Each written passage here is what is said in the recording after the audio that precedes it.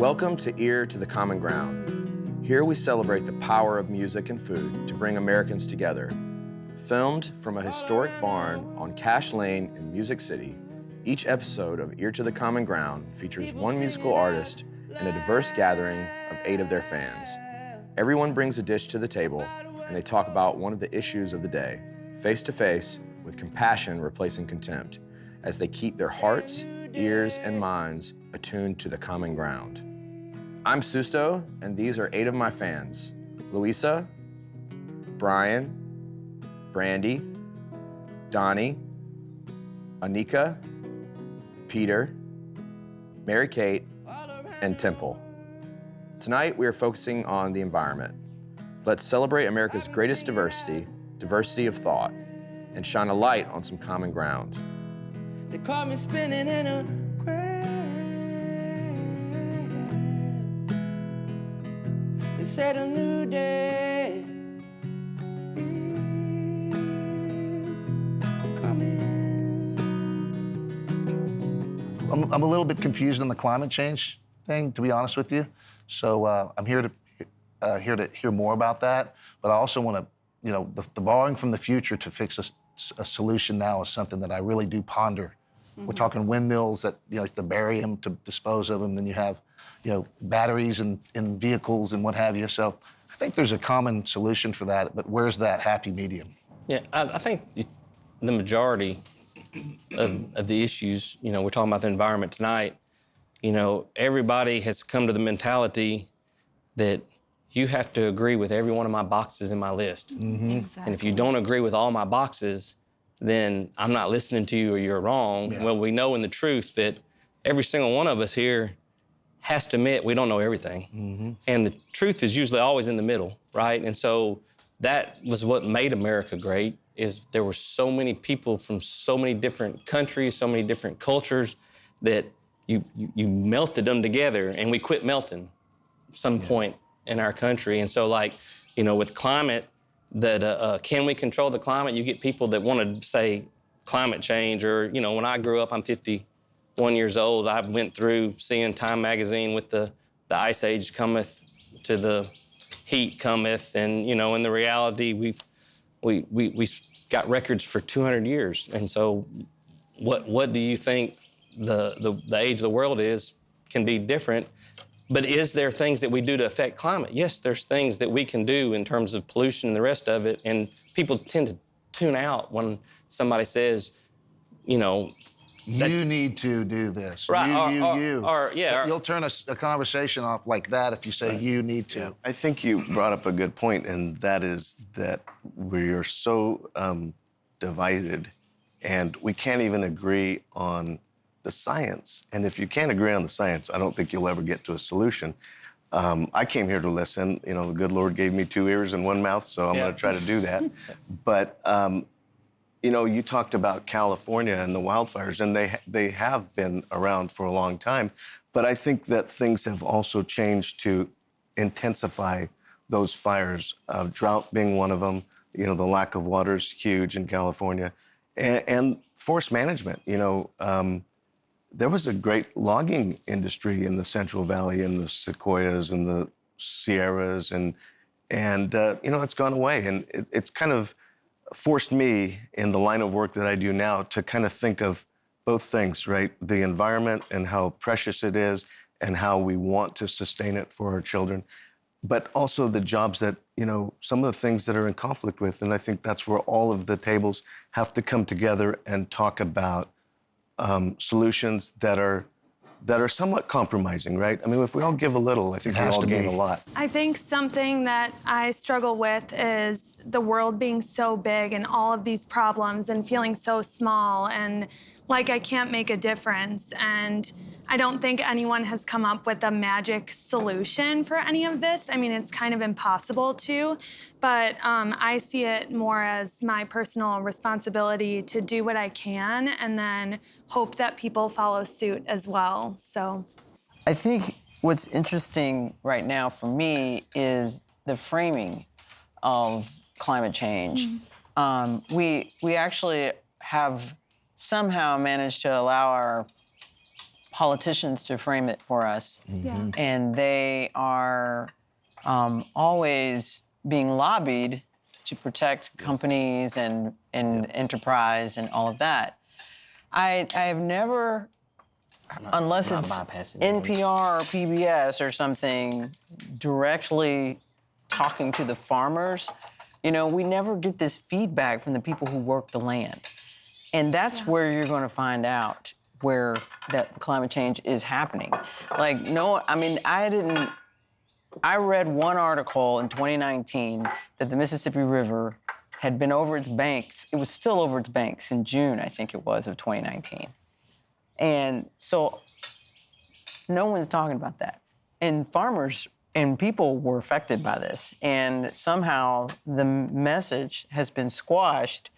I mean, you know, it's like a natural disaster, but it's actually, and it's not unusual for the Mississippi to go off its banks, but imagine that it stays out of its banks year-round for most of the year, like the West is having these fires.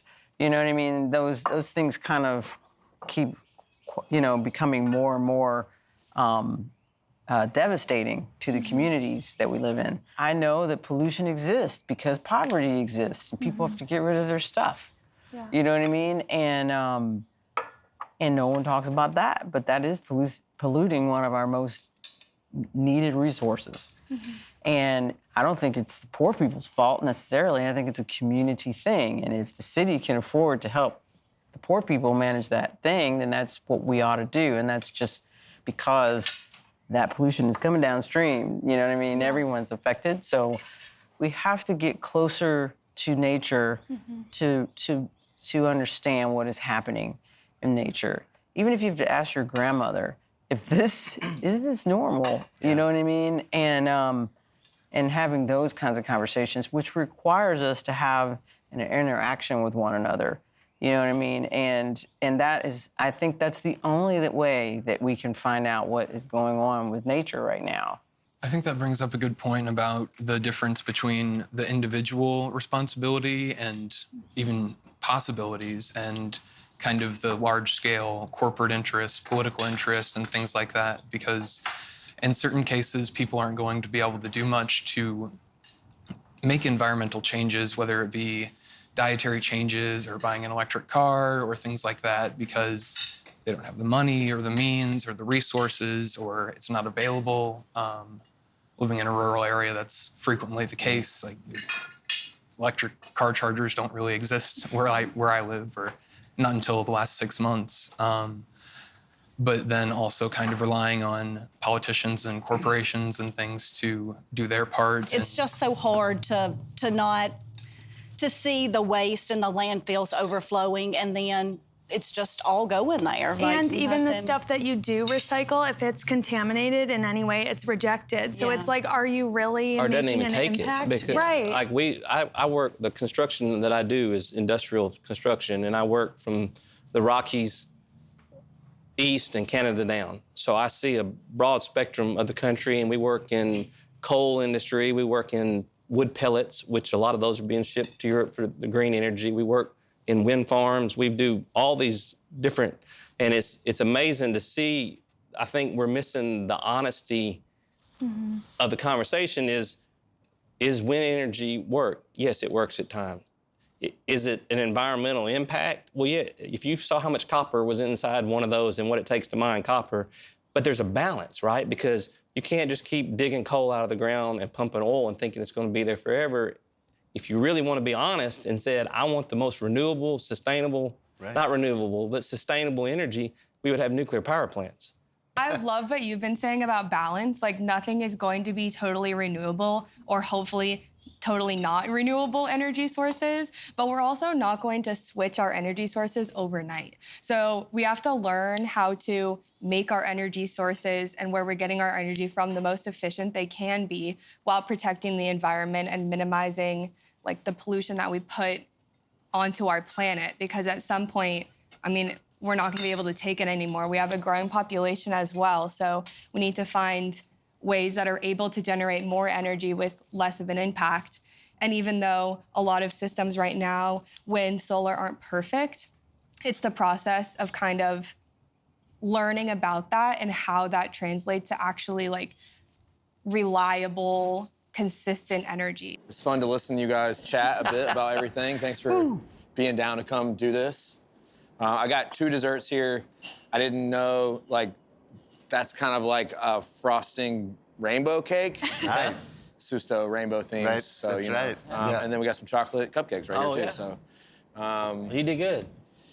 I tried. I mean, I flew in. I so hope Are you they didn't spend too homemade? long. I did. My Airbnb, the place I'm staying doesn't have a full kitchen, so I did kind of phone it in. But yeah, I'm gonna sit over here, I think. Awesome. Well, thank you for having us. Yeah, thanks you guys for responding to the call and being down to have Thank you. conversations with each other. You know, Awesome. how So was what the did you think conversation? about all this environmental talk? My daughter was born kind of thinking about the earth and like what it's gonna look like when she's my age, or, you know, when she's my grandma's age, you know, like became something that was important to me. And so like I kind of started digging in and kind of self-auditing a little bit and realizing that, you know, all this romantic traveling, all this stuff I'm actually one of the, like, as far as carbon footprints go in terms of transportation, like I have a much higher one than most people because of how much I'm on a plane, how much I'm in a large vehicle and stuff. So I kind of started diving into to looking at myself and realizing that, you know, potentially down the road, I might have to have a hard conversation with my daughter when she's like, Dad, what did you do to help kind of curb some of these things? When I was young, I was told that Noah dropped down in his boat on top of a mountain. God gave him a rainbow to signal that he would not destroy the earth by flooding it again. But ever since I was young, I've been watching the world, and it feels like the whole thing's burning. All I need is a little reaffirmation. He ain't trying to destroy us all again. By fire this time, so send me. Won't you send me down a double rainbow? So I know that you are you and you are listening. So I know that you are you and they're at all. Rich men say you gotta pick up and get your body back into working.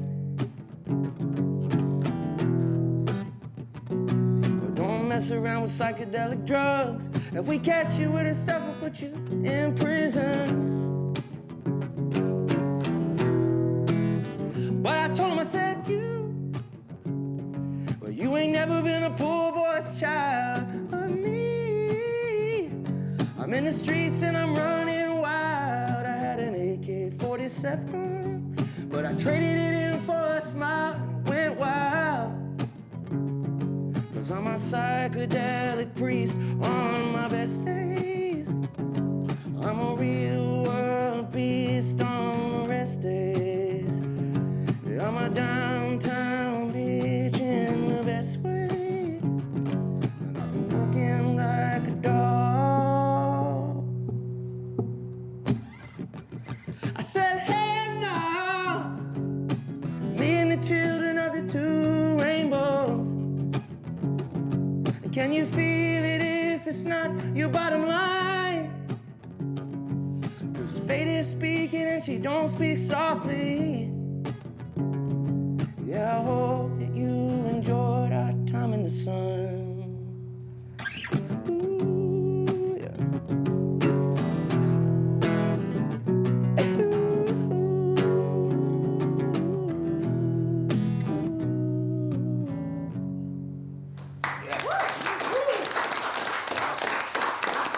Thanks, y'all.